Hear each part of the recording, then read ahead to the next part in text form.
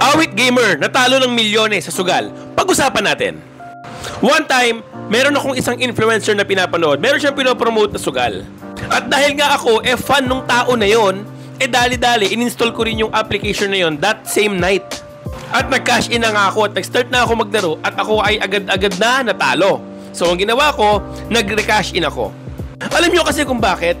Back then, habang ako ay nagka-cash in, andun yung giggle ko, andun yung positive outlook mo na, eto na yun, mananalo na ako ngayon pag nag-cash in ako. Ganun yung nangyayari eh. At the same time, ang thinking ko nun, kailangan mabawi ko yung nawala. So, meron akong iniisip na, teka, mabawi ko lang yung kinash in ko, mabawi ko lang to, okay na. Hanggang sa, meron namang mga moments na nanalo naman talaga ako. Yung 300 mo, naging 2-1 kaagad. Yung 100 mo, naging 1-5. May mga ganun namang moment. Pero eto yan. Hindi ko siya kina-cash out kasi yun din ang ginagamit kong puhunan para magtuloy-tuloy yung aking laro hanggang sa maubos din. Kaya isa ako sa mga pinakamaswerteng nagsugal sa mundo. Bakit?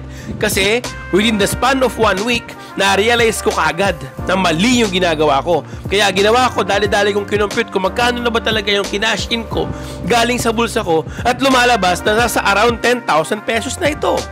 Kaya right there, within the span of 1 week, bago pa ako malulong, bago pa ako maging mas matindi yung mas marami yung na-cash in, nagbenta ng kung ano-ano, dali-dali po, dinilit ko na po yung application.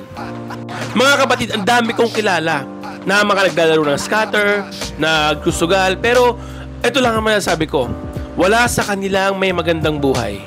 At kung meron kang kilala sa buhay mo na yumaman, umasenso dahil sa sugal, then okay, pero ito lang ang masasabi ko. Ito lang ang aking lesson na gustong i-impart sa inyo.